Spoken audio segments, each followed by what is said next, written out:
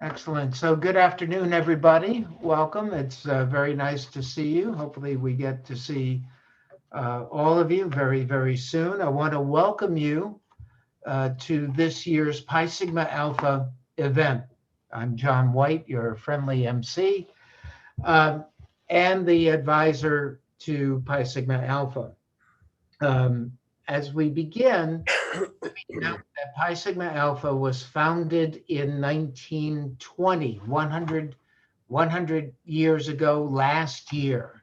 And as you know, last year we were unable to have our event. We had to cancel that event because of the pandemic. So this year we're not only celebrating the 100th anniversary, 1 year of Pi Sigma Alpha, but we're also celebrating the 40th anniversary of Mu Theta, which is um, our chapter of Pi Sigma Alpha, which was founded in 1981. And Dr. Claes Ryn, who is here, is the remaining faculty member in the department of that founding charter. Unfortunately, we lost another member, Dr. James O'Leary, who was another founding member in January. So later we will hear from Dr. Ryn. We want to say at the outset too that everyone that's being inducted this year, as well as our 2020 members, many of whom are here, and it's good to see them.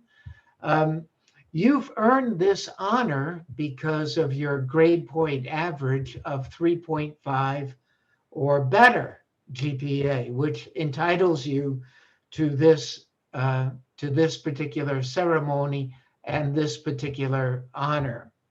So all of you are to be congratulated on your achievement. This is as much a celebration as anything else. And this year, as I said, it's a very, very special celebration. We have a number of guests here. Dean Smith is here, and I'm going to call on him in a moment to address the group. We also will then hear from Dr. Jeffrey Crouch, our guest speaker for the evening on presidential power. And then we will begin our induction ceremony and hear from our chair, Dr. Green.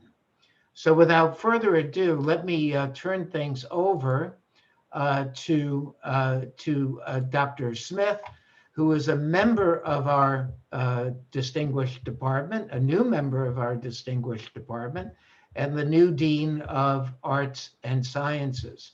So Dean Smith, welcome. Thank you for being here, and we'll turn things over to you. Thanks, Dr. White. I appreciate it. And thank you for the privilege of asking me to join you today. It's a real pleasure to be here with you. It would be an even greater pleasure to be in person. And I hope to see some of you at graduation at least. I want to congratulate the department on the 40th anniversary of the charter, Pi Sigma Alpha. And I also want to congratulate, obviously, the distinguished honorees, inductees. This is obviously a tribute to your hard work, to your dedication, and your talents. So please accept my congratulations on this honor. And be sure to reach out to your teachers and to your parents and give them a sense of your gratitude. This is certainly your achievement. You deserve to be honored this way, but it's also a tribute to the people who helped get you here, including the excellent faculty in the politics department. So be sure to express your thanks to them, and they certainly have my thanks for all they've done for you and for the department and the school. Education is a gift. You'll come to appreciate the gift more as you go off into the world, and like all good gifts, it's something to be shared. If you are educated, you want to share what you've learned.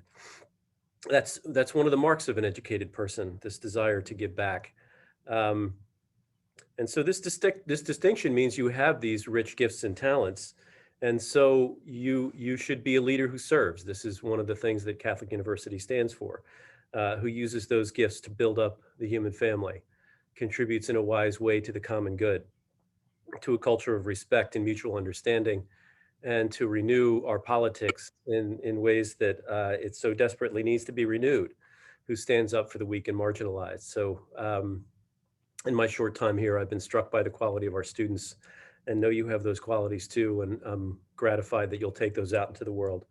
And I know you'll bring the spirit of CUA wherever you go. Congratulations and every success. Thanks. Dr. White. Thank you, Dr. Smith. That's much appreciated. Just give me 1 second here. Excellent. So I want to thank Dr. Smith for his remarks. And then I want to introduce Jeff Crouch to you. So first I'm going to pin him to our screen. Jeffrey is our featured speaker of the evening. He is a professor of political science at American University and a well-renowned expert on federal executive clemency and the pardon power. He has published many articles in a number of distinguished journals throughout the United States, and of course is the author of the Presidential Pardon Power, which was published by the University of Kansas Press, one of the most distinguished presses in the United States, and with a new book out on the unitary executive theory, a danger to constitutional government, co-authored with two colleagues whom we know well at Catholic University, Mark Roselle and Mitchell Sollenberger, also with the same press. He is also co-authoring with Professor Green, our distinguished chair, a forthcoming book on Newt Gingrich. I also would just want to say this. Jeff is one of the products of our very distinguished PhD program. I was so pleased to direct and work with him on his dissertation, which was on the presidential pardon power. And over my many years at Catholic U, and I know Dr. Green, Dr. Ryn, who are here, would agree with me, we have produced many, many fine PhDs who have gone on to very distinguished work in the field. So we're extremely happy to have and proud to have Jeff with us today. And just FYI, Jeff is going to talk about the presidential pardon power. He has some slides, I believe, to share with us. If you have questions for Dr. Crouch, you can type them in the chat, which we will monitor as he's talking. Obviously, his discussion with us today on the pardon power, given particularly the past administration, is both timely and welcome. Jeffrey, Dr. Crouch, I keep wanting to call you Jeff, was supposed to speak to us last year, and obviously the pandemic postponed it, but his visit with us today is even more timely, I think, given the events of the past year and even the past few months. So Dr. Crouch, welcome. Thank you very much for being here, and the floor is yours. All right. Well, thank you, Dr. White. Thank you to my former professors and colleagues in the audience. I have a few slides that I'm going to share with you all. And if I can pull the screen up here, we'll get started.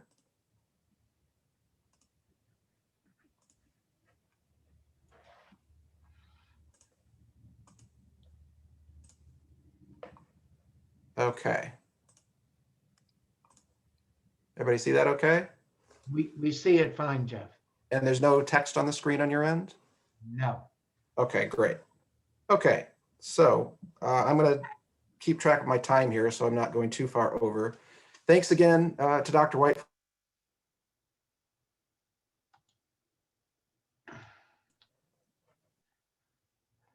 Jeff, wait a minute. You're muted. Hang on. There we go. Can everybody hear me now? Thank you. Okay, great.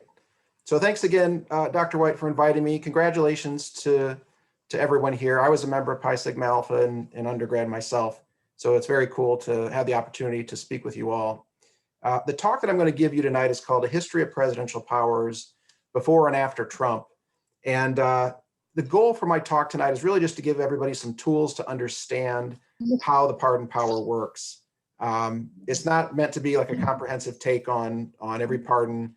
There's a lot of stories that go along with the pardons. So I apologize in advance if I'm not 100% able to talk about every particular case that comes up, but the tools that I'm going to talk about tonight will give everybody some ability to look at any pardon case and kind of figure out, well, how should I think about this? And what's really important about this? And so what I'm going to talk about tonight, assuming I can get the slide to advance, there we go. So the first thing I want to do is talk about how the pardon power works, the origin of it, some of the mechanics of it, and then I'm going to shift gears and focus specifically on the Nixon pardon and why that was important in the context of Watergate. And then from there, I'm going to move chronologically and look at some controversial and inappropriate pardons that happened after Watergate. And then from there, I'm going to talk about President Trump and clemency. And then I'm going to wind up on what comes next. What should we do about the clemency power under Joe Biden and his successors? And then at that point, we'll do some questions. So the King's pardon in England was looked at as absolute, beyond criticism. It was looked at as divine grace.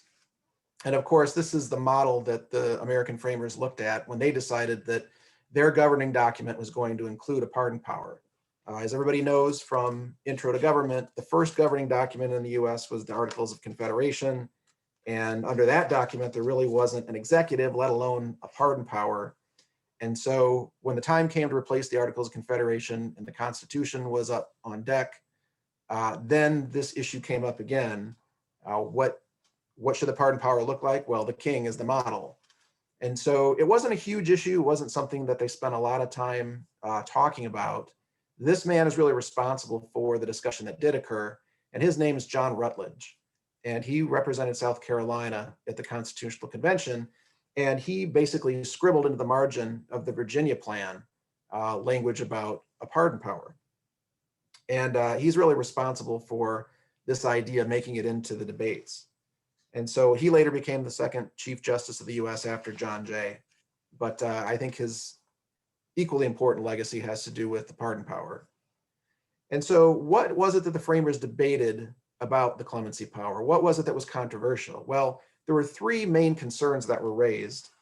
And basically it split between the Federalists and the Anti-Federalists. The Federalists wanted to create a stronger executive. The Anti-Federalists were afraid of that to some extent. And so the first issue that came up that they debated was treason. And the question was, should the president be able to pardon in cases of treason? And the skeptics said, well, what if the president's allies are treasonous and he can pardon them?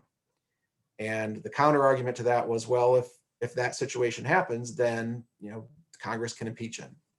And that was really the argument that carried the day on that particular concern.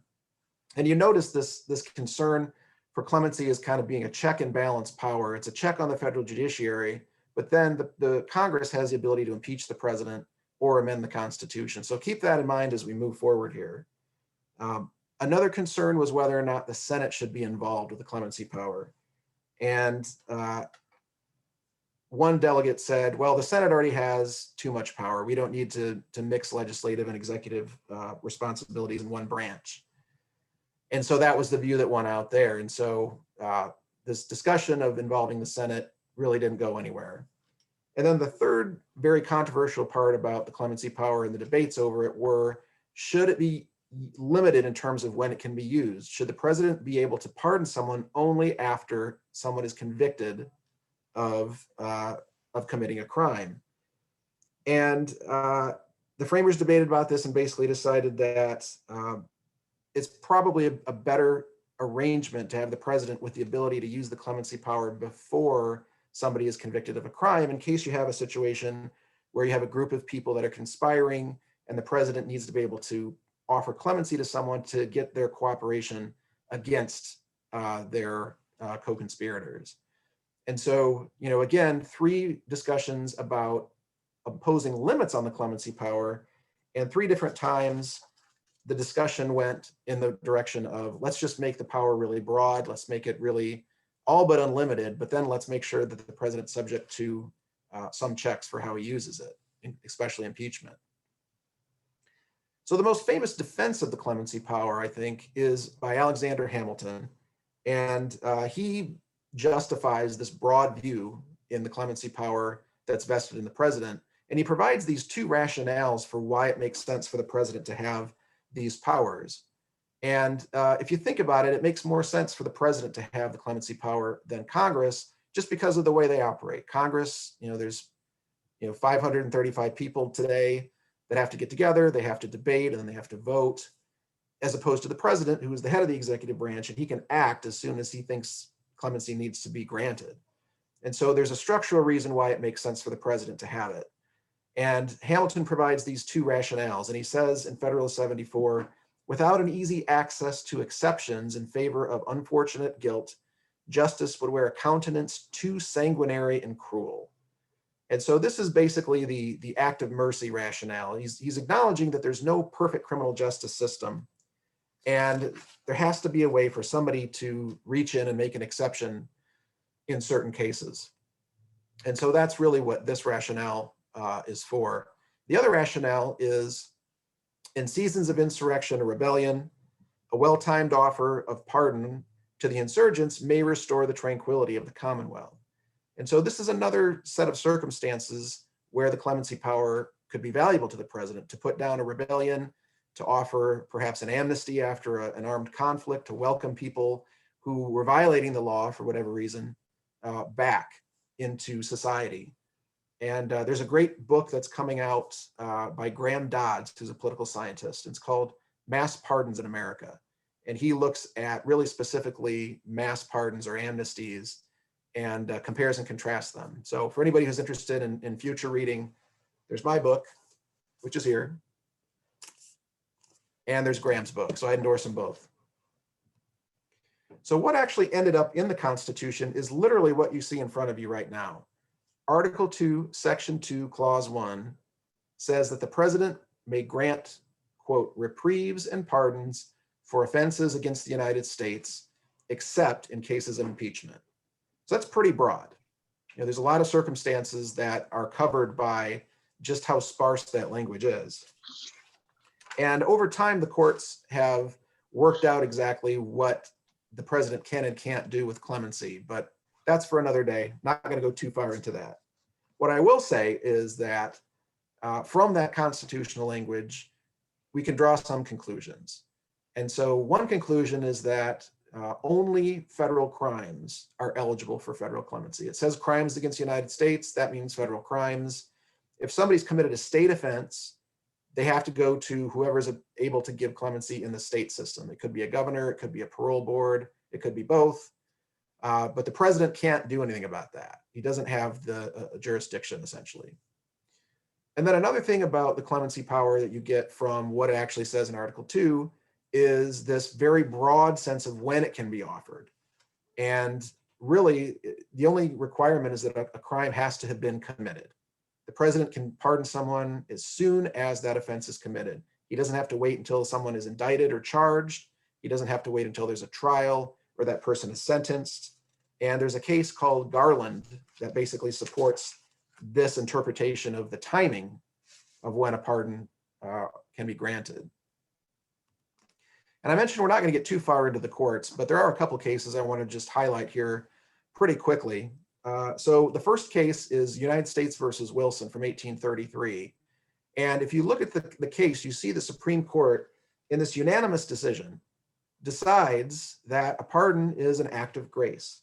And if you read the opinion, it literally says, and I'm going to quote here, a pardon is an act of grace, proceeding from the power entrusted with the execution of the laws, which exempts the individual on whom it is bestowed from the punishment the law inflicts for a crime he has committed.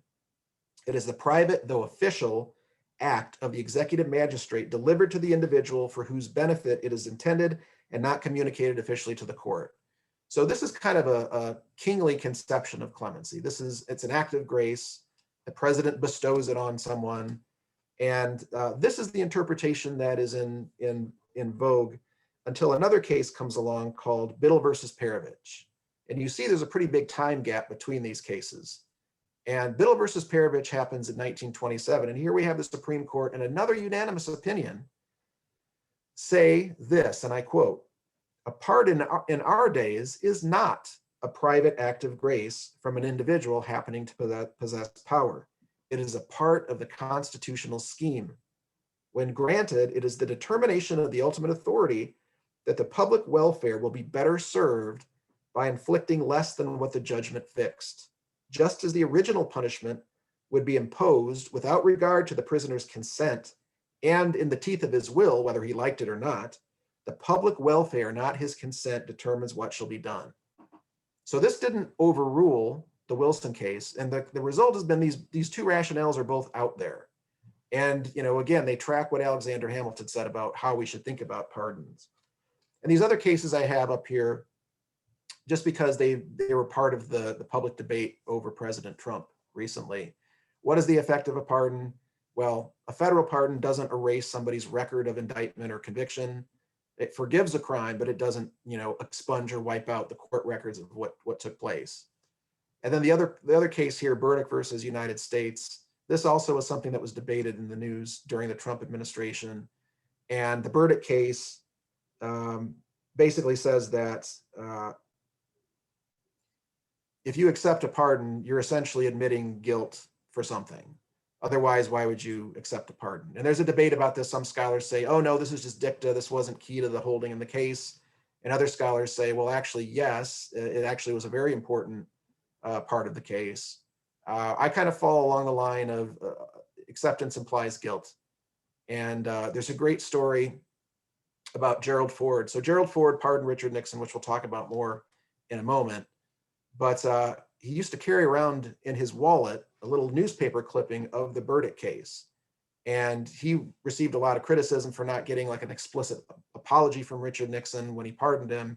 And whenever somebody would call him on it, Ford would pull out his wallet and pull out that piece of notebook or that newspaper article and say, you know, the Burdick case says I got my apology. So it was comforting to Ford. And it kind of reinforced his belief that by accepting the pardon, Richard Nixon actually admitted his guilt, even though he may not have explicitly said, you know, I did those things that I was accused of. So I mentioned earlier that clemency power is considered to be part of the system of separated powers and checks and balances. And there really isn't a direct check on the clemency power in the Constitution. The clemency power is meant to be a check on the federal judiciary. But there are things that Congress can do to express its displeasure with a decision by the president regarding the clemency power. And the more typical responses are the ones below the first two bullets here.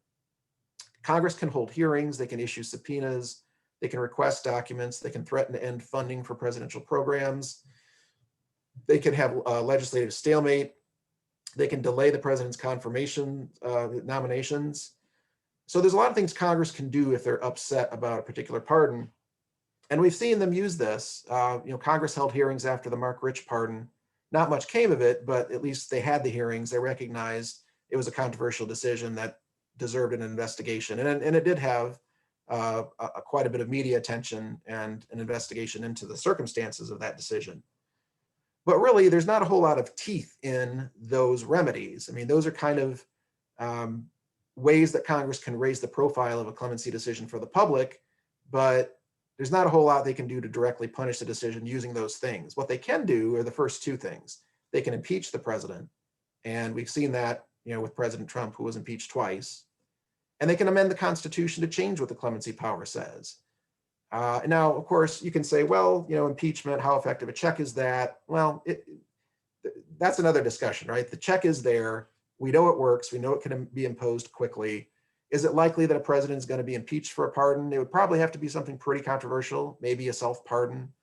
But that's the remedy. That's what the framers came up with. And then constitutional amendments, as we know, are not something that happens a whole lot. There's been 27 of them in 200 and some years. But again, it's not to say that it couldn't happen. It's maybe not super likely, but the remedy is there. So what are the forms that the federal executive clemency power can take? Well, as you recall, when we looked at the Constitution, it said the president has the power to grant reprieves and pardons. And so what that's meant is a lot of times when people talk about the pardon power, they could be talking about any number of different forms of executive clemency. Executive clemency is really the umbrella term that we use to refer to all the other things the president can do with that Article 2 power. And so what the president can do ranges depending on what he wants to do. He can grant a full pardon, which is basically a full forgiveness. Someone's considered to be forgiven of the crime they committed. They may have civil rights restored from the pardon if they lost their right to own a gun or serve on a jury or vote or serve in a public office. A pardon can restore those rights. And a commutation, on the other hand, is not considered full forgiveness. It's basically just a lessening of whatever the sentence was, whatever the sentence was. So the president could decide that somebody that's in prison for 20 years, now they're only serving 10 years, or now they're being released next month, or maybe they're being released today, whatever the case may be. It's a lessening of the sentence. And the president has pretty much full flexibility to decide how generous he wants to be with reducing that sentence. And generally, most presidents have used only those two forms of clemency in the last 20 years. I think Bill Clinton was the last one to do something other than that. And amnesty, at the bottom of the list there, is kind of a group pardon. It's basically a public policy decision to forgive a whole group of people that committed the same offense.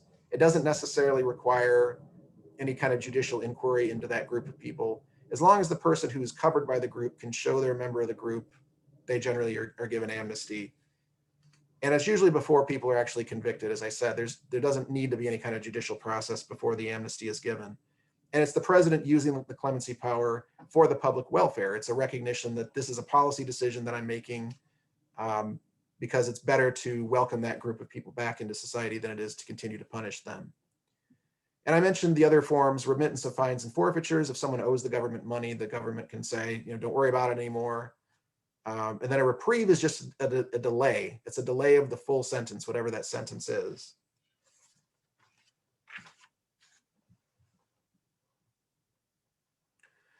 So how does one go about getting a pardon? Well, there's basically two paths. And the traditional path is to go to the office of the pardon attorney in the Department of Justice. So this office is in the Department of Justice. It's a bureaucracy that developed over time to help the president process these applications, because the president doesn't have time to sit down and look at every single request for clemency. And so what happened was this office developed gradually, going back to the Civil War, really designed to help President Lincoln. And gradually the size of the bureaucracy grew. It's not a huge office, but it started out with like a clerk, and then it added a clerk, and then it kind of went on from there. And their job is to really process these applications. And there's federal regulations that govern application timelines and who's eligible to apply and so forth. So if you go to the pardon attorney's website, you can find these federal regulations that explain how you go about submitting an application for clemency. And you can apply for a full pardon, you can apply for a commutation. And what happens is you send in your application, the pardon attorney tries to decide what to do about your case. They may investigate, they may contact the judge in your case, the prosecutor, do all this research and figure out, is this someone who is eligible for clemency? And once they do that, they make a recommendation. The Deputy Attorney General contacts the President's White House counsel. President's White House counsel usually is the one who tells the president, I think we should do this or that. And generally what happens is the president will follow whatever the recommendation is from that process. And that process, usually in recent years, leads to a recommendation of no clemency. There's a very small number of people that get clemency through this process. And so that's one way for this process to work. The other way is the more unconventional way, at least up until President Trump. And that's making a personal appeal to the president. And as you might imagine, that's a really difficult thing to do. You really need to have money and connections. You need to have money to pay somebody that has the president's ear or can get the president's ear, or connections, or both. And that's very difficult to do. And so, we saw with President Trump that the personal appeal approach was really the dominant approach for getting clemency from President Trump. But that's an aberration when you look at the last several presidents before him. Usually the way it works is you go to the pardon attorney's office. And the pardon attorney, just in case those of you guys that are curious about how this works, you can go to the pardon attorney's office and they have a search box, and you can type in somebody's name and see if there's a pending application for clemency. And so about a month ago, I went in just for the heck of it to see who was in there being considered. And I typed in Joseph Maldonado Passage. Does anybody know who that is? Joe Exotic, the Tiger King. And he has a pending application with the pardon attorney's office, or at least he did a month ago. It doesn't look like he's likely to get clemency. President Biden hasn't offered pardons or commutations to anybody yet. So I'm pretty sure Joe Exotic's application is still in there. Why are there so few pardons? Well, generally what's happened is that pardons have been on a downward slide for many, many decades. And I actually just wrote a paper, or I guess you call it an article once it gets published, for Federal Sentencing Reporter, which is a criminal justice journal.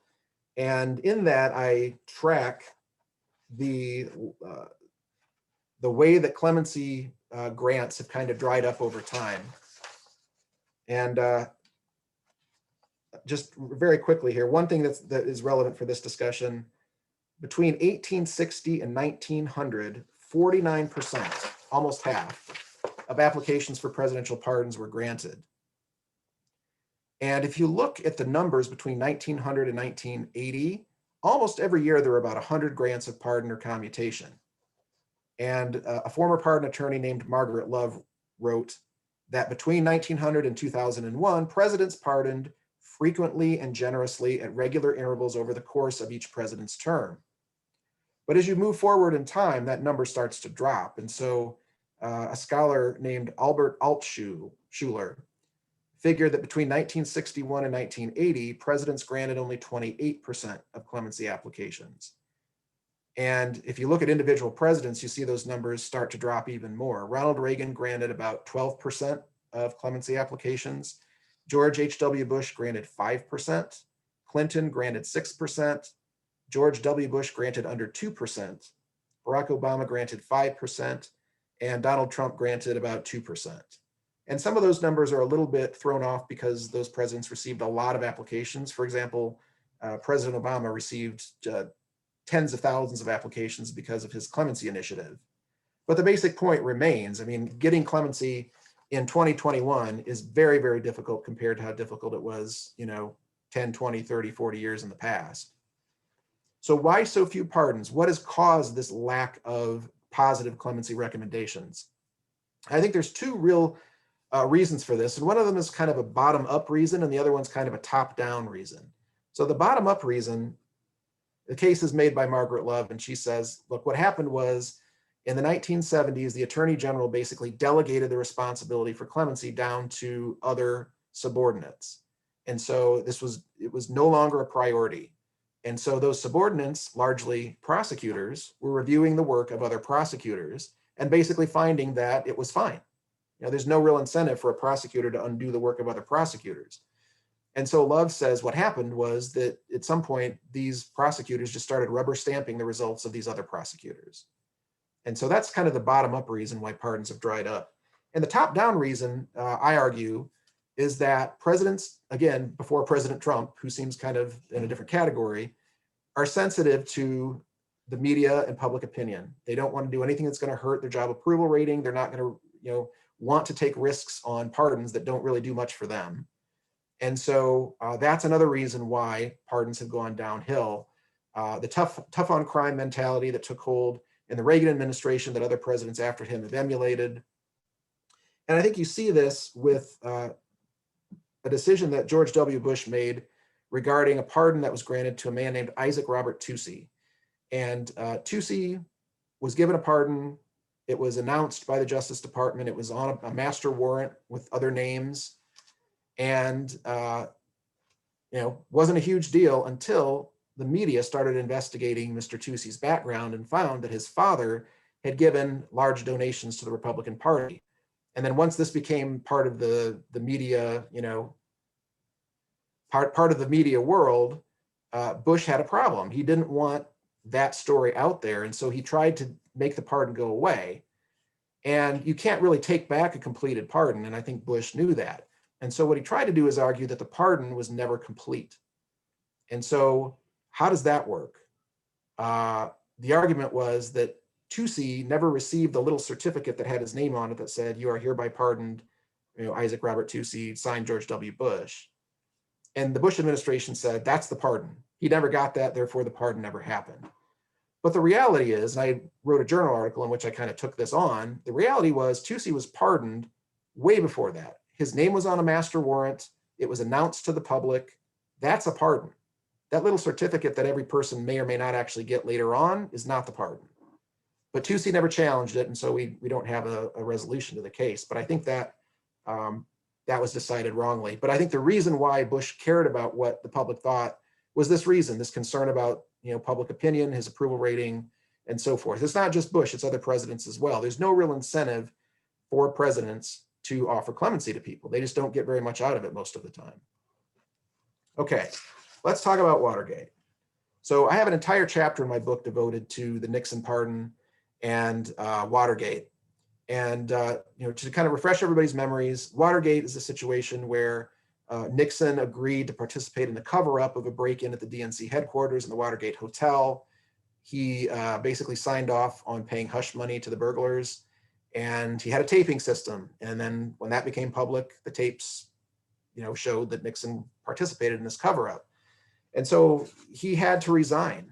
He was going to be impeached. His fellow Republicans came to him and said, you don't have the votes. And so Nixon resigned.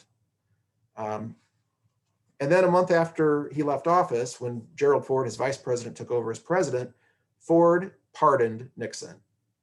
And it was unexpected. Ford didn't do a great job preparing the public for the decision. He was asked about the Nixon pardon regularly, and his answer was always, well, we're going to wait and see what the legal process has to say before we get to that point. And when he pardoned Nixon, the media were surprised, the public was surprised. There's a real strong backlash. And it wasn't just that he pardoned Nixon, it was the way in which he pardoned Nixon. And it was the fact that the pardon didn't actually say what Nixon was being pardoned for. The language of the pardon said, we're pardoning Richard Nixon for any Watergate crimes he may have committed, but it covered his entire presidency. It was any crime he may have committed while president. And so, the public didn't really know what exactly Nixon did that he was being pardoned for. And as I said before, this is a really expensive decision for Ford. He paid a huge price. His approval rating dropped from 71% to 49% in 3 weeks after this decision.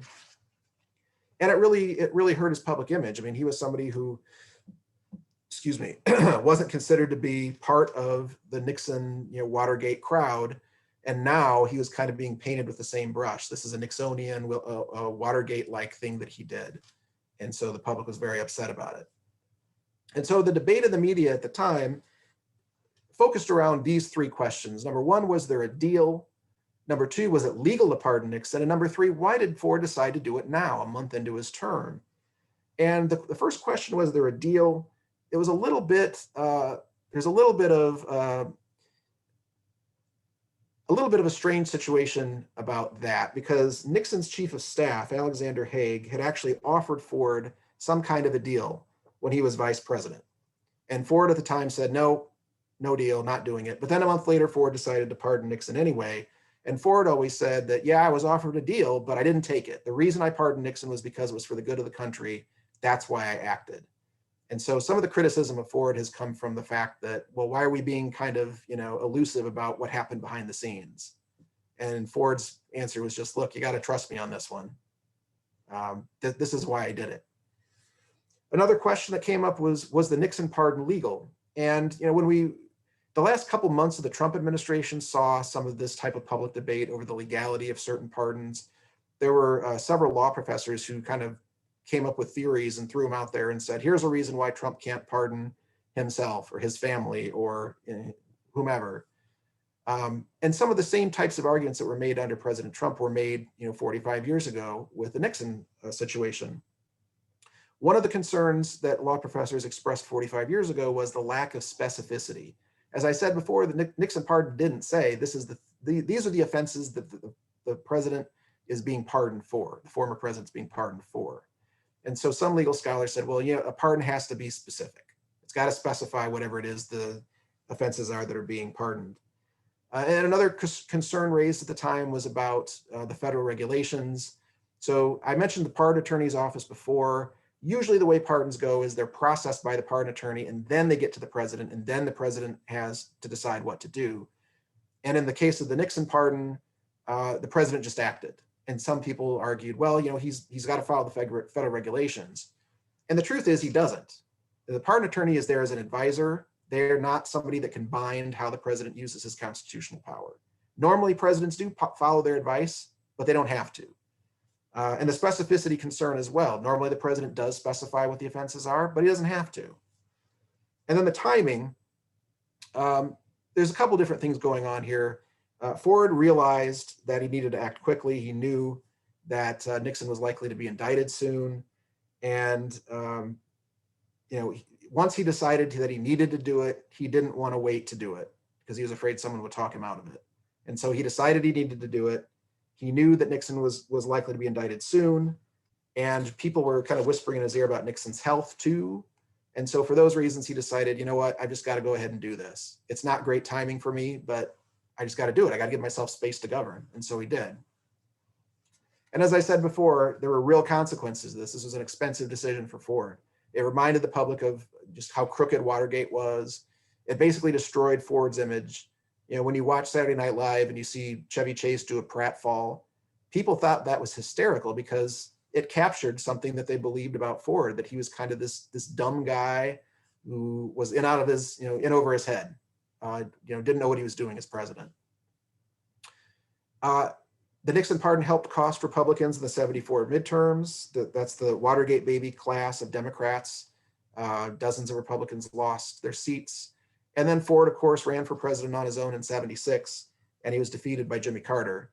And it was close. And among the factors that may have cost Ford the race, the Nixon pardon loomed pretty large. But I think in the big picture, you can make an argument that the Nixon pardon was actually consistent with the framers' intent. He did it in the right way. He didn't hide from the decision. He paid the price for it. Even though he talked about Nixon and his health and his personal situation, he also talked about doing this for the greater good of the country, the public welfare. And I think under these circumstances, the correct rationale was this is for the public welfare. This is to give the president space to govern. And he made the decision, he paid the price, and that's the way it should be. That's not how it always works, though. And we see really in the last 30 some years, presidents have been abusing the clemency power by using it for their own personal reasons. And so one example here is Caspar Weinberger, who is the former Secretary of Defense. George H.W. Bush was vice president. Ronald Reagan was president during the Iran-Contra affair. And basically, George H.W. Bush pardoned Caspar Weinberger and others in circumstances where it was entirely possible that Bush may have been called to testify in Weinberger's trial. And unlike Ford, Bush waited to do it. He waited until he'd lost his reelection bid to Bill Clinton. And he did it on Christmas Eve. And so really trying to avoid public attention on this. And this is a bipartisan problem. It's not just Republican presidents that abuse clemency, it's Democrats too. And Bill Clinton did a couple of very controversial things with the clemency power in his second term. One of them I highlight here, he offered clemency to 16 members of the FALN, which is this Puerto Rican nationalist terrorist organization that was responsible for killing at least 6 people. And it was an unusual decision because basically law enforcement opposed clemency. And that type of a signal through the process is something that would really make it unlikely that the president would offer clemency to somebody in those circumstances. But he decided to do it anyway. And so then you got to look for a reason. Why would he do that? What was the motivating factor for this? And I think, if you look at all the factors, there's a pretty strong argument to be made that it was a political decision. This is a decision that was made at the time when Hillary Clinton was running for the Senate in New York. Al Gore was running for president. This is a way to motivate Puerto Rican voters to support Democrats. And so Clinton decided to do it. Clinton made another series of controversial decisions in his last day in office. He pardoned 140 people and commuted 36 sentences on his way out the door, like literally on his way out the door, his final hours as president. And it caused a firestorm. There's just a lot going on in the president's last hours as president. And one of those decisions went to Mark Rich. And Mark Rich was a fugitive from justice. He was living in Switzerland. He refused to come back to the United States to stand trial. And his ex-wife participated in this campaign, the secret campaign, to get Mark Rich a pardon. And media investigations found that Mrs. Rich had donated $500,000 to the Clinton Presidential Library. She had donated to other Democratic causes. And so this didn't look great. This looked kind of like almost a quid pro quo. Now, an investigation found that there wasn't actually a quid pro quo, but it certainly doesn't look good. And it's just another example of Clinton also, like the Republican presidents before him, abusing the clemency power. Before and after, I should say. Here's another example. This is George W. Bush commuting the prison sentence of I. Lewis Scooter Libby. So Libby was Vice President Cheney's chief of staff, and he'd gotten caught up in the Valerie Plame secret identity scandal. And he really didn't defend himself a whole lot. He didn't call Vice President Cheney to testify when he could have. He didn't mount much of a defense at all. And the media speculation was, well, this is an official who was at the top meetings with President Bush and Vice President Cheney. He's not going to do or say anything that could potentially open them up and embarrass them. And so the argument was he's taking a bullet for his boss. And so Scooter Libby was sentenced to 30 months in prison, given a $250,000 fine. And the president didn't give him a full pardon. He just commuted his sentence. So Libby still had to pay the fine. And it wasn't until President Trump that Libby was actually fully pardoned. As I said before, pardons are way down. Bush granted 189 pardons and commuted 11 sentences. Barack Obama granted 212 pardons, which is pretty similar to Bush. And then Obama granted 1,715 commutations. That's more than any other president. That's a lot of commutations. And the reason there's so many is because he actually reached out near the end of his second term and asked for people to apply that met certain criteria. And what he was doing is he was really looking for nonviolent, low-level drug offenders. And so thousands and thousands of applications came in. In fact, there were so many applications that a private organization needed to be set up to basically pre-screen the applications before they got to the pardon attorney's office. And after all this process finally wound down at the end of Obama's presidency, there were 696 commutations that went through the clemency initiative, and then a handful that were outside of it. So that's why there's so many commutations from President Obama. That's a highly unusual number. You have to go back to really Jimmy Carter to see those types of numbers. Carter and Ford, of course, gave amnesties to Vietnam draft figures. So highly unusual use of the clemency power by Obama. However, the most unusual use of the clemency power, I think, by any president in recent times was by President Trump. And I kind of hinted at this earlier, but Trump's approach to the presidency in general, but the clemency power in particular, seemed to suggest that he wasn't all that concerned about political consequences for his decisions. And he started out with a controversial pardon for Joe Arpaio, who was the former sheriff in Maricopa County in Arizona, who he's kind of a hero and a villain, right? He's loved on the right because he's tough on prisoners, and he's reviled on the left because he went as far as to humiliate the prisoners. He put them on chain gangs and made them wear pink underwear and things like that. So Arpaio was a really controversial figure, and Trump pardoned Arpaio and then never really looked back. I mean, he pardoned all kinds of controversial people. Trump's clemency approach, he made 238 total grants in 4 years, and it was 144 pardons and 94 commutations. And a lot of those came really towards the end of his presidency. I think the really interesting thing in terms of process here is that most of his grants did not go through the pardon attorney's office.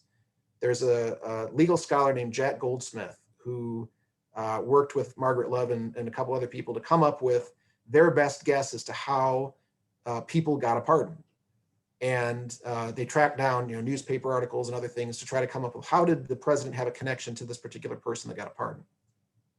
And what they found was out of those 238 grants, there's only about 25 that actually went through the pardon attorney's office. Highly, highly unusual. And the other thing that was highly unusual, not just the process, but also who got clemency from President Trump. And his pattern throughout his presidency was pretty much, excuse me, political allies, people with connections to him, people with celebrity support. And you guys probably already know the list of names, but I'm going to read a few of them here. So Trump pardoned former allies and advisors like George Papadopoulos, Michael Flynn, Paul Manafort, Roger Stone, Steve Bannon. He pardoned former members of Congress like Mark Siljander, Chris Collins, Duncan Hunter. He pardoned Charles Kushner, which is Gerald Kushner's father. Trump commuted the prison sentence of a woman named Alice Marie Johnson and then later pardoned her. And he pardoned two people who have passed away. He pardoned Jack Johnson, the boxer, African-American boxer, and he pardoned Susan B. Anthony. And so those were some of the people that he pardoned. He also pardoned conservative commentator Dinesh D'Souza. You kind of get a sense of the names that he's focused his clemency power on. It's people who are recognizable names. They're political allies. They have some combination of those characteristics. And another thing that's interesting about the process that Trump used, when he would issue a press release that had the names of the people who were receiving clemency, he started naming the people that supported that clemency grant. So he would say, John Smith got a pardon, and here's 5 or 6 people that supported that. And you would look at the names and you would see, oh, those are names that I recognize. And I think it's interesting because Trump, I think, did that for a couple of reasons. One, he gives himself some political cover. He's saying to the American public, it wasn't just me that wanted this person pardoned, it was all these other people. And the other thing that decision does is it signals to the people who supported the person who got clemency, I'm taking your word on this one. I'm kind of doing you a favor here. So it's a really interesting dynamic. It's not something that I know any other president has done to approach the announcement that way. And with the exception of the last couple batches of grants that Trump gave, very, very few grants for average people. If you look at the type of people and their offenses and their ages and things like that, clemency under Obama and under Bush, at least, largely, people that committed old offenses, people whose names you wouldn't recognize, just very, very different. No money, no connections. A couple controversies regarding President Trump and the clemency power. And this one came up a couple different times. So Trump tweeted in summer of 2017 about the clemency power, kind of implying that he could pardon himself. And then he did the same thing again in the summer of 2018. And each time he did that, the media, kind of followed up on, well, what does it mean to self-pardon? What does that look like? How would that work? And the short answer is we don't actually know because no president's ever tried it. There are a couple schools of thought. And again, this is a debate that played out during the Trump presidency and especially in January towards the end. One side of this basically says, there's this tenet of American law that says you can't be a judge in your own case. And the implication from the word grant in Article 2 of the Constitution is that there's somebody who's a grantor, and therefore there has to be somebody that's a grantee, and then that means there's 2 different people. And then the third argument is basically that, look, the president takes an oath of office, and he promises to take care that the law is executed, and a self-pardon would undermine that responsibility. The other argument, the counter argument, is that, look, the Constitution doesn't say he can't. And the reality is that the courts have interpreted the president's clemency power very broadly over the years. There's very few restrictions on it. And so the upshot is we don't know. He never, as far as we know, didn't pardon himself. And so it never made it to a court. and the question just hasn't been answered. And then the other question is the question that I addressed earlier, which is, does a pardon need to specify the charges? And I think the answer here is no. And it came up again because the pardon that Michael Flynn received said that it covered any and all possible offenses that he may have committed related to the special counsel investigation. But if it's not challenged, it's a pardon. Just like with Tusi, if you don't challenge it, you don't get to say you have a pardon. With a Nixon pardon, if it's not challenged, it's a pardon. So for those reasons, people have asked my opinion about the self-pardon. I think he could have self-pardoned himself, or pardoned himself, because all he would have needed to do is fill out a clemency warrant that says, I, Donald J. Trump, hereby pardon Donald J. Trump for any and all offenses he may have committed, and pick a time frame. And if it's not challenged, that's it. That's a pardon. And obviously it wasn't a popular perspective to have, but I think that's the right answer if you had to pick one. And thankfully we didn't have to. So what should we do about the pardon power? How should we use it? Well, I'm going to borrow some arguments here from Margaret Love because I think she's right. She says the president should pardon more and pardon more regularly. And this again harkens back to that paper that I read from a few minutes ago, where pardons were considered to be just part of the regular house cleaning business of the presidency. They were granted regularly, they were granted generously, and Love argues that, look, the president should be doing it this way because if he does make a mistake or if he does do something controversial, the public won't be as upset about it. It's not like all the public's attention is focused on that one grant if there's a lot of other grants to kind of offset it. If the president establishes a clemency routine and follows it, if there is a mistake or if he does do something controversial, the public is already kind of aware of how he operates, and they're more likely to be forgiving of that decision. And then the other thing, and this is something else that legal scholars are debating: what is the mechanism that the president should have to help him with clemency decisions? Margaret Love says, if you have the pardon attorney, you can use that screening mechanism and then you can blame the pardon attorney if there's a mistake.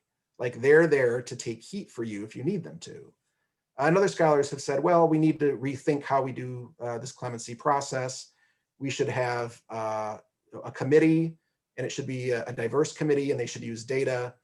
Another scholar says we should move the decision-making process to the executive office of the president and make the vice president be the person in charge of advising the president on clemency. There's a lot of good ideas out there. There's no perfect idea.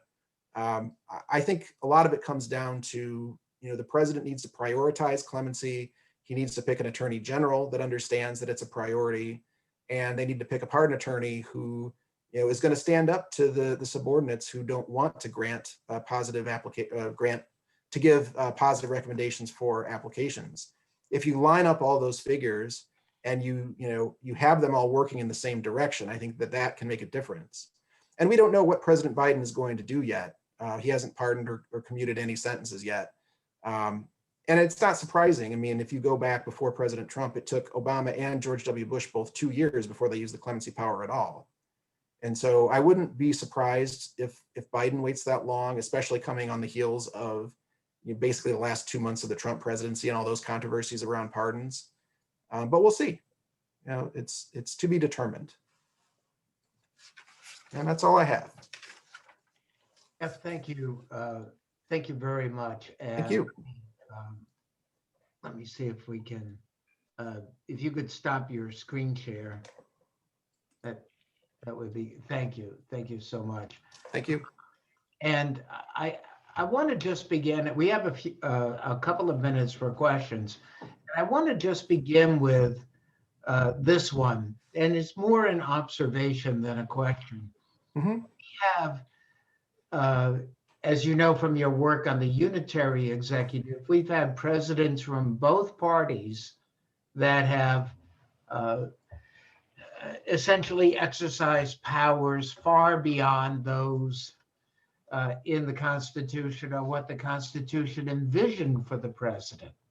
And yet with the pardon power, you have this ironic situation that the Constitution essentially does give the president these broad sweeping powers that they are so reluctant unless they're in the final days of their office with no hope for reelection, or their 2 terms or 1 term has been expired through defeat, that that they're not using this power.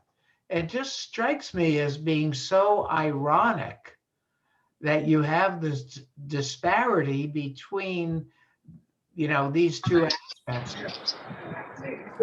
Yeah, I agree. There's a real disparity, and I think the reason is because the safe position for the president is to do nothing. And there's something like 14,000 applications sitting in the pardon attorney's office right now that nobody has acted on and isn't likely to act on, because the default position is just there's no reason to do anything for anybody. It could cost you if you make a mistake. And again, I'm talking about most presidents. President Trump was different. But for Bush and Obama and going back, there's just no incentive to do anything. And some scholars have said, well, we should rethink what it is we actually use the pardon power for. And I'm quoting Margaret Love here again.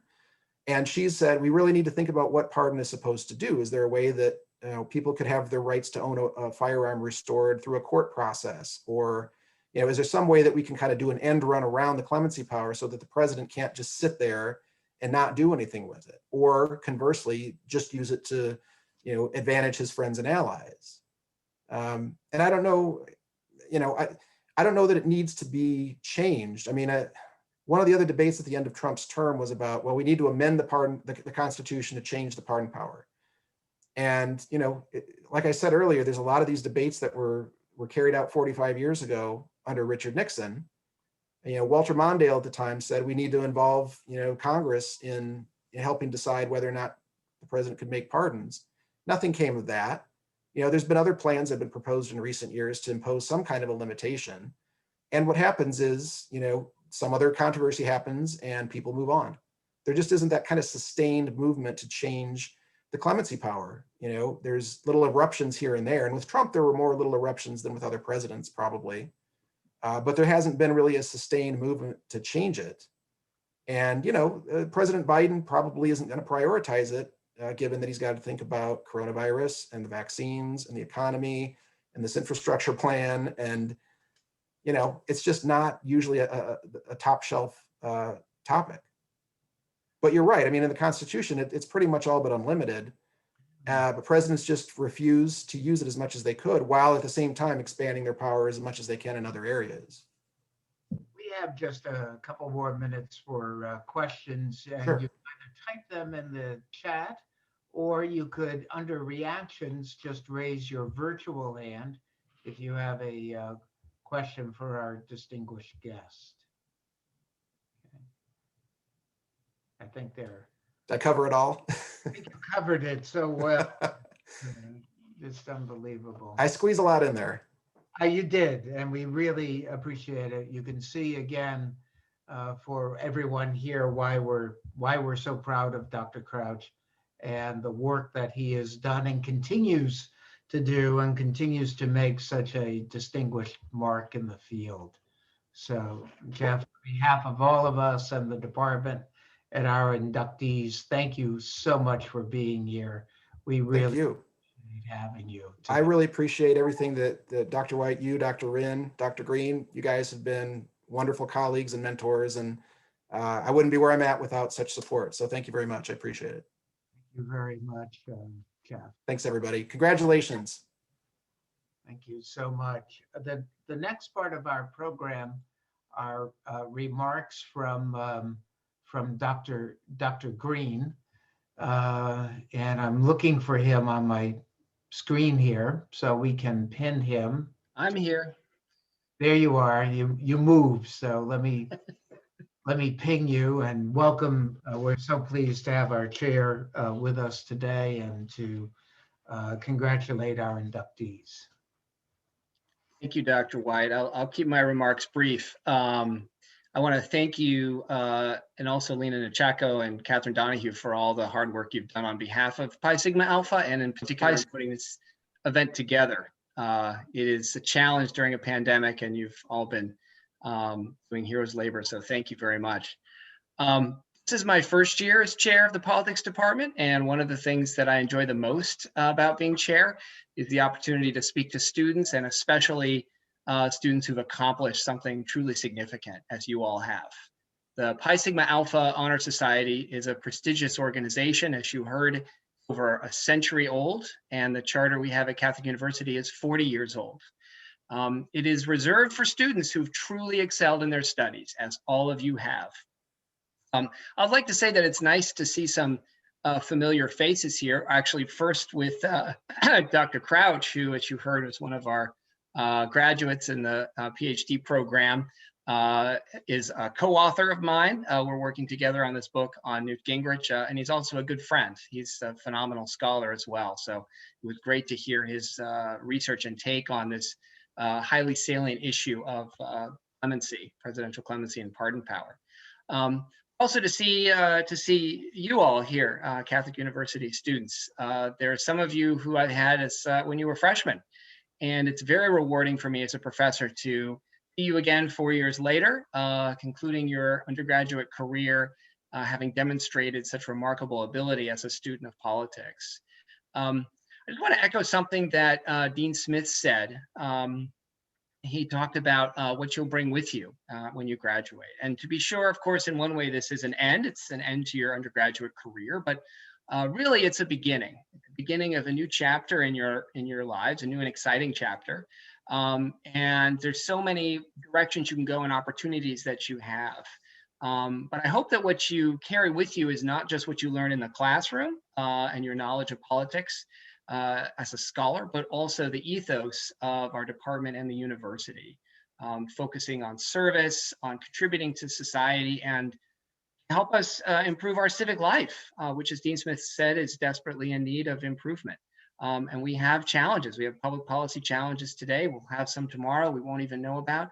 And you'll be the ones on the vanguard to help resolve those, address those challenges and solve those problems. So once again, congratulations to all of you on this remarkable achievement, and best wishes to you all. Thank you. Thank you very much, Dr. Green. As we move on to our program, I want to share my screen with you for a moment, and hopefully I've got this right. But one of the things that you can see here is our actual original charter from 1981, just to verify that. So as I said, Dr. Ryn, who's with us today, is one of the founders of our distinguished chapter. And to help with this process today, we're very pleased to have with us via video. He couldn't be with us today to commemorate this event, and to introduce Dr. Ryn is Dr. Philip Henderson, who a number of you know. Dr. Henderson could not be with us today. He is on an airplane to Florida, lucky him, to visit his mother-in-law.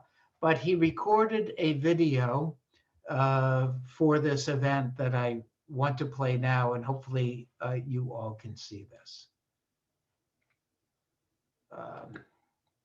Oh, hang on. This may be an issue. I hope not.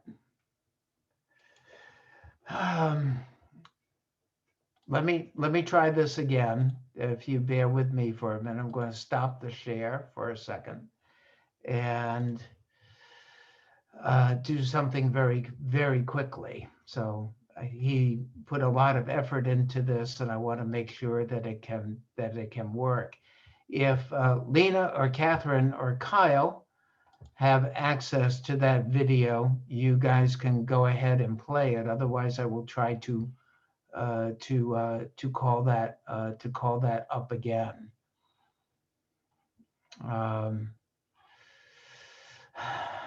Lena, do you have the video? You can unmute. Yes, I'm looking for it right now. I Okay. do have it. I have it. Who? And I called it up earlier. Okay. It was stubborn now. Okay. Um, Dr. Wright, I have it, so Can you I can play? share my screen and get it. Please do, Catherine. Thank you so much. Okay. It's the perils Yeah. of Zoom. Okay.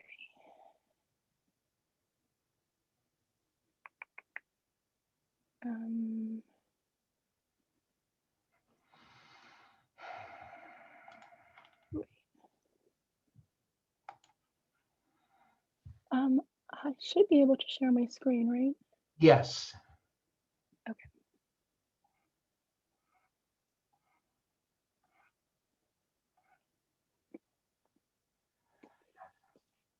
Mm.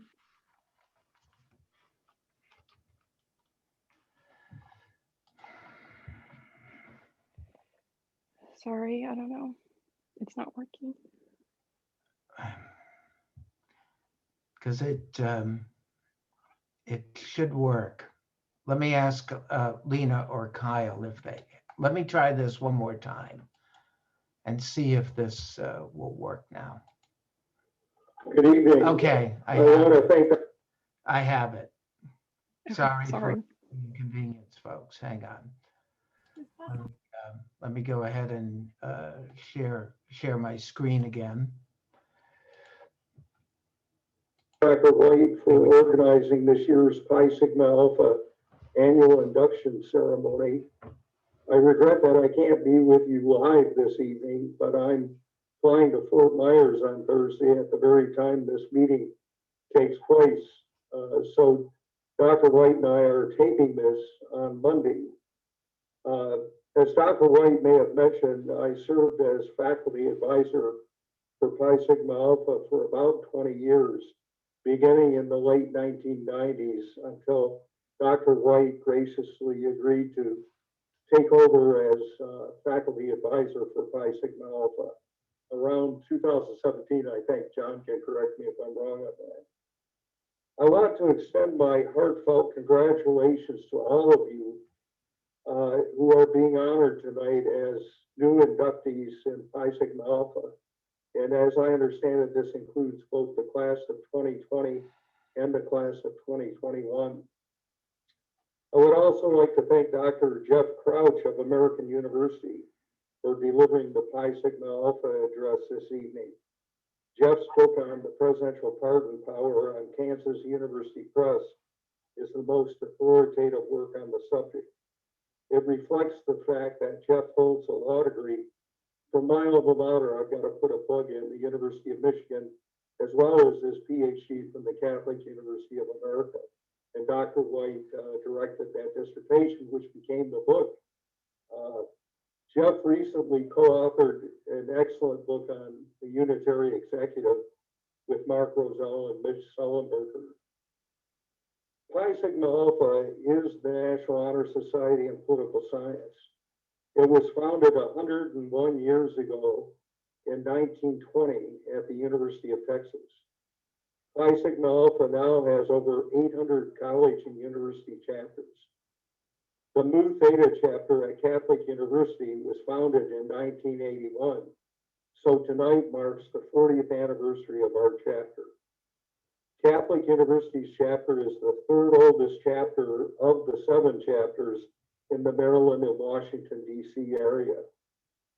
Pi Sigma Alpha is one of 66 members of the Association of College Honor Societies. You have earned membership in this illustrious society by attaining the highest standards of scholarship, not only in the discipline of political science, but in your overall academic work as well. You have been admitted to Pi Sigma Alpha in accordance with the rigorous criteria set by the National Constitution of Pi Sigma Alpha and by the standards of our own Department of Politics. You are to be congratulated on achieving this distinction, and you are an elite company.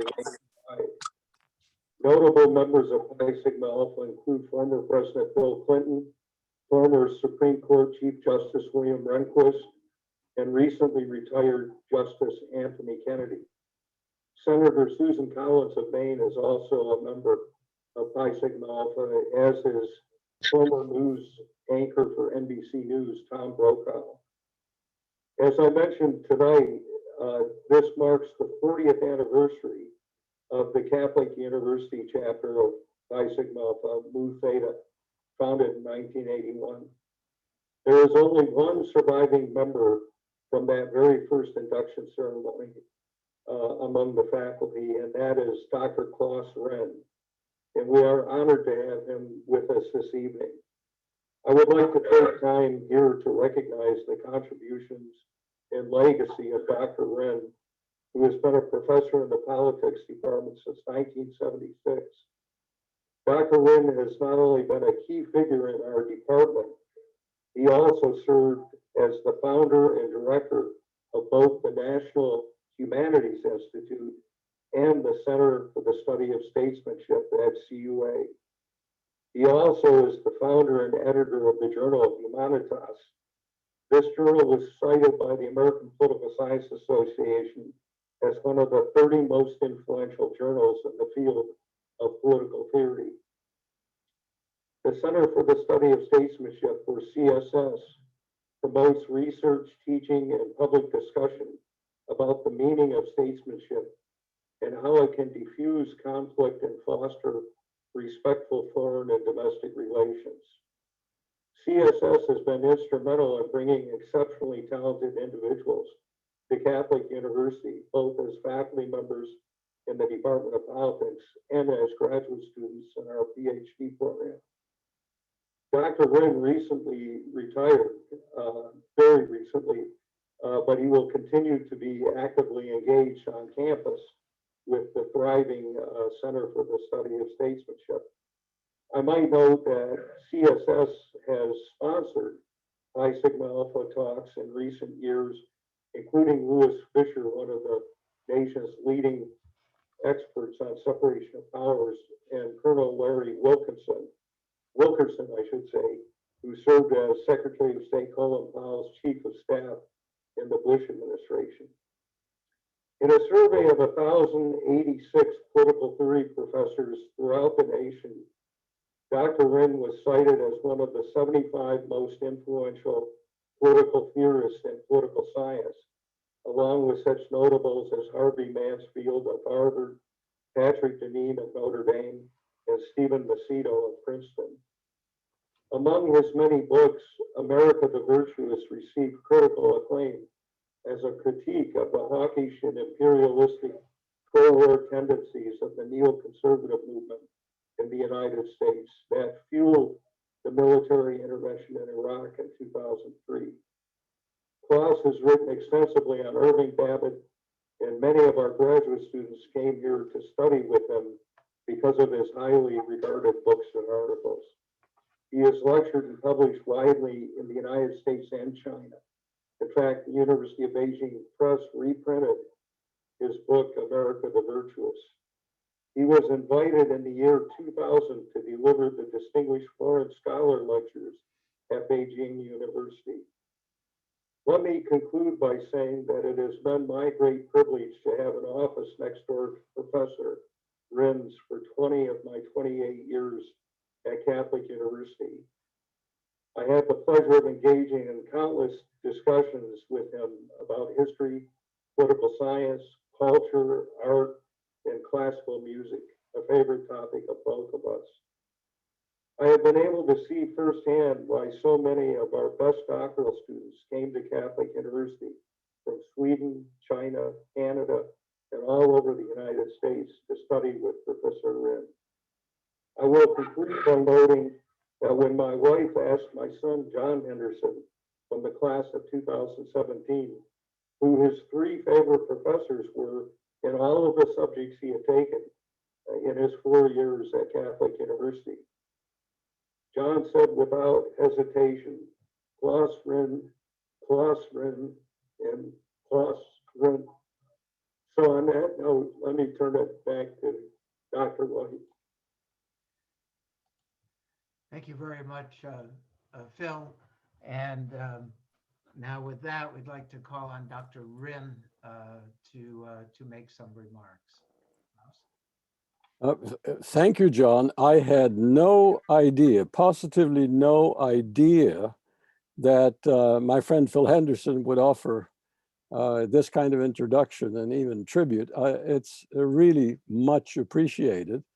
I thought I would be here just to help celebrate the inductees, which I am delighted to do. I've attended a great many of these sessions, and what could be more delightful than to congratulate people on real achievements. I really warmly congratulate you all. And yes, I was there those 40 years ago when we started the local chapter of Pi Sigma Alpha. Since then, I've been privileged to teach political theory in our department. Some of you know the course 211, Introduction to Political Theory. Some of you who are graduate students certainly remember 651 and 652, the history of Western political thought, which is, let me put in a plug for it, indispensable to anybody who wants to study politics. I was delighted to see and listen to Jeff Crouch. I remember Jeff very well from class. He was an outstanding student, and I remember thinking, that guy is going to go places, whatever he decides to do. I didn't know at the time that he was aspiring to an academic career. What I wanted to do was not talk about myself, my own background. What I was really here to do is to help the rest of you congratulate the inductees and to say thank you. Well, Klaus, we want to thank you very much. We're honored with your presence this evening. And again, thank you for being part of the formation of this chapter of Pi Sigma Alpha. And our inductees, both 2020 and 2021, are in your debt. We're going to move to the induction part of the ceremony, and the way this will work, and I understand my volume is low, and I don't know why. Let's see if that's better. I hope it's better. I hope you guys can hear me. But we're going to call on you individually, and I'd like to have you'll see in the reactions, if I don't see you, you can literally raise your virtual hand as I call upon you. Let me also say that many of your parents are here, I've noticed, so we want to congratulate them for being here. They're obviously very proud of all of you. And so with that, let me begin. I believe that Claudia Altorre is actually here. If you are, can you raise your hand or unmute so we can recognize you? Hello, I'm here. There you are. Okay, because what I want to do is just ping you to our screen, which I'm not doing very well, but Claudia, we want to congratulate you on your induction to Pi Sigma Alpha. It represents a very significant achievement, and we're very proud of you and the work that you've done. So thank you very much. Thank you. I'm very happy to be here, and thank you for everyone and my professors and my parents who are here. You're entirely welcome. Okay, next on our list is Joseph Arby. So Joe, if you could unmute or raise your hand, we know that. Hello. You are. Okay, let me just ping you as well to our screen. I'm not doing this quite the right way, so Kyle or Catherine can help me with that. But Joe, again, congratulations on your outstanding work. I was delighted to have you as a student in my classes. And again, this represents a very significant achievement on your part. So we're very pleased to have you here. Thank you. Okay. Next on my list is Regina Brennan. Is Regina here?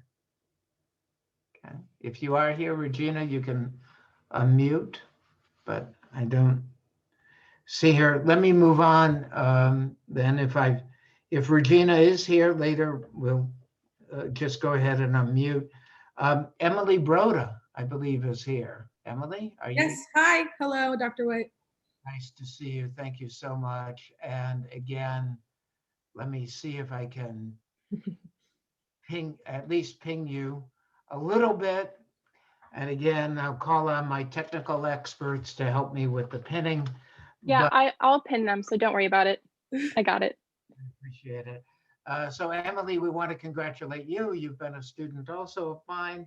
We're very proud of your achievements, and we want to congratulate you on your efforts and for achieving this distinct honor. Thank you very much, I appreciate it. Excellent. Next on my list is Brendan Civitello. Brendan? Dr. White. Here. Okay, I'll rely on my helpers to pin. Brendan, we want to congratulate you on your achievement with membership in Pi Sigma Alpha. And again, you have been a former student of mine as well, so we're happy to induct you into our distinguished society, and congratulations. Thank you very much. Great, excellent. And I don't see the pinning, Catherine, so if you can pin them, we're not seeing that on our screen here, and at least on my view. Alexander Doom, I believe, is here. Are you here, Alex? Okay, I don't hear him, but I know our next person is here. Dana Durham is here. Right, excellent. So Dana, again, you've been a student of mine. I'm going to ping you so at least we can see you. Congratulations on your work and your very distinctive achievements during your career at Catholic U. Congratulations on the award. We wish you all the very best. And I'm very pleased to see you here. Thank you. Next, we'll move to Kathleen Emanuele. I believe that Kathleen is here. Hi, I'm right here. I see you. And Catherine, I'm going to rely on you again to pin the screen, or Kyle. But Kathleen, congratulations to you as well. We're delighted to see you and to honor your achievements as a distinguished member of Pi Sigma Alpha. So Thank you very much. Congratulated. Thank you. I'm going to go back to the gallery view because next on my list is Michael Estopian. Is Michael here? If you are here, Michael, you can unmute. Okay. But next on our list is someone who I saw here earlier, is Logan Finning. Hi, Dr. White. How are you? There you go. We're pleased to see you, and I'm going to at least add you to my screen here and see if I can ping you. But anyway, it looks like I see you quite clearly now. Congratulations, Logan, on this fine achievement and distinguished award. You have been a student of mine as well in several classes, and again, your achievements in our department are why you're here, and we're just delighted to see you, and I believe your parent is here as well. So congratulations on the award and your accomplishment. Thanks again. You bet. Let me move to Christine Fitzgibbon. Is Christine Hello. here? Yes, I'm here. Wonderful. Thank you so much. And there you are. So Christine, again, congratulations on your induction into Pi Sigma Alpha. Your accomplishments are to be commended. and we welcome you as a distinguished member of this society. Thank you. I want to thank the faculty, especially Dr. Green and Dr. Yo, who I've been able to have the pleasure of taking their class before. And we're very pleased that both of those faculty members are here. Let me make sure I'm doing this right on my list. Siobhan Flanagan is next, I believe. Is Siobhan here? You are, Jens? No. Okay, no. Will Lucardi, I believe, is here, however. Will, are you here? No? Okay. Let me move on to Sean McKenna.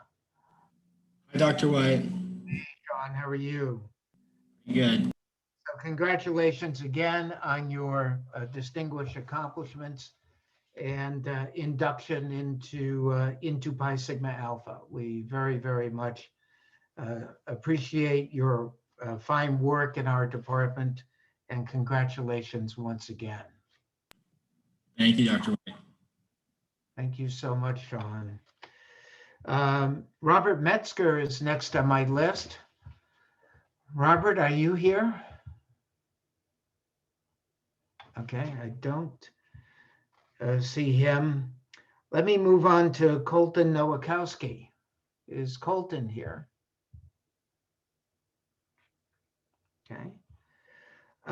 And if not, I move on to Daniel Pavel. I knew I was going to get this wrong, but Pavel Giolante. I'm here. I mispronounced your name, Daniel, so please. It's very difficult. It's Pavianidi. Thank you so much, Daniel, and congratulations on your award. We're very pleased to have you in our honor society and among our inductees this evening. And I should add to everyone that we have a full list actually of inductees going back to 1981. So it's a very distinguished list. So congratulations, Daniel. Thank you. Connor Peterson, I think, is here. Connor? Yes, I'm here, Dr. Yes, I'm here, Dr. White. Nice to see you, Connor. Again, congratulations on your very distinguished achievements, and we want to welcome you as a member of the Pi Sigma Alpha Honor Society. Again, it's quite the distinguished honor. Very few, I should add, to our inductees make it into our society, so we're very pleased to have you. Thank you very much. I'm happy to be here. Next on my list is Ben Pyatt, and I believe that Ben is here, and I think yes, I'm here. Karen is here as well. So yep. Ben, we want to, and again, I'll call on Catherine to pin him to the screen. Ben, we want to congratulate you on your induction. I can say that you were a student of mine in 111 in your very first year at Catholic U, and you're a student of mine now. We're very pleased to have you as part of our honor society and as part of our university. We want to congratulate you on your distinguished work, starting right off the bat with your freshman year and continuing to this moment. I can attest, having just returned your term paper back to you. Congratulations, Ben. Yeah. Thank you, and I'd like to thank the department and my parents for all their support. Very much appreciate your being here. Next on my list is Carolyn Sagan. Hi, Dr. White. Hi, Carolyn. Someday we'll do this in person again, but we're very, very pleased to have you here with us this evening, and want to again congratulate you on your fine work. You too have been a student of mine, and we're very pleased to have you as part of Pi Sigma Alpha. Thank you, Dr. White. Thank you. Next on my list is Eric Schreiber. Dr. White. Hi, Eric. And Catherine, if you can pin him so we can see him, or at least so I can see him. Maybe I have to go back to my view again. Eric, where are you? Just unmute yourself so I can find you. I'm here. There you are. I saw you right from the get-go. And let me just, there we go, at least a little better. So again, Eric, I want to congratulate you on your membership to Pi Sigma Alpha. You too were, I believe, a former student of mine, and I remember meeting you in your freshman year at Catholic U. So congratulations on your very fine achievements. I want to thank your parent as well for being here, I noticed. And again, welcome to Pi Sigma Alpha. Thank you again, Dr. White. Very welcome. Let me also introduce Allison Sidgers. Allison, I believe Hi, Dr. White. I knew you were here. And again, I want to add you to our pin and at least congratulate you on your very fine achievements. You've been a student of mine and many classes, and you deserve the applause you're getting from Emily and all of us. So thank you very much for being here. And again, congratulations on your achievements and your very fine work. Thank you so much. And I'd also like to thank my parents and my advisor, Dr. Yao. Thank you very much, Allison. And last on my list is Melissa Zentz. Is Melissa here as well? I don't hear her. If there was anyone I called earlier that is here or anyone I missed, let me know. And you can put that in the chat. I want to also acknowledge that we have our 2020 inductees here. If you would kindly raise your virtual hands if you are a 2020 inductee. We unfortunately could not have a ceremony last year, so I'd like to be able to see you if you are here. I don't know if we have any of our 2020 inductees here with us today, but I do want to at least acknowledge them. And to our 2021 inductees, know that your certificates, if you ordered pins or cords, will be mailed to you in very short order. You'll be receiving those very, very, very shortly. Before we close our ceremony, I want to thank the members of the faculty from the Department of Politics who are here with us today. I also want to thank in particular 3 people, but I particularly want to thank Lena Nachako, for without whom we could not really do this. And Lena has put countless hours and effort into our program. I also want to thank Catherine Donahue, because you are also integral to our program, and those of you being inducted know that from the many emails that were sent. And I also want to thank Kyle Hickman in particular. Kyle has worked very closely with us to make sure that this ceremony goes off without a hitch. He is our work study student in politics who has gone way above and beyond the call of duty. So we're very pleased to have you with us today, Kyle. Also one of my students who I look forward to seeing in class. Before we close, I actually saw Andrew Yo earlier with a hand up, or a virtual hand up. So I'm not sure, Andrew, if you wanted to speak or say something as well, but we're very pleased to have you from South Korea, I believe. So. I'm actually in Manila, and that was the clap function. I was clapping for Lena and Catherine. I wasn't raising hand, but thank you, John, and good to see everyone here. It's well deserved, and thank you for being up at an ungodly hour.